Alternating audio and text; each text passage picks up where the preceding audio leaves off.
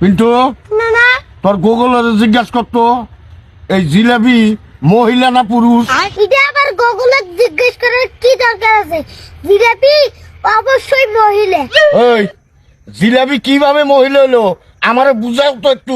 কে জিলাপি খাইতে যেমন মিষ্টি, মহিলারাও তেমন কথা কয় মিষ্টি মিষ্টি। হ্যাঁ ঠিক কইছ। তারপরে দেহ জিলাপির মধ্যে যেমন পেঁয়াজ, মহিলাদের মধ্যেও তেমন পেঁয়াজ থাকে। হরে তুই এটাও ঠিক কইছস। তারপরেও দেহ তুমি জিলাপিরে কোনোদিন সোজা করতে পারবে না, তেমন মহিলা মাসেরাও তুমি কোনোদিন সোজা করতে পারবে না। হরে তুই এটাও ঠিক কইছস।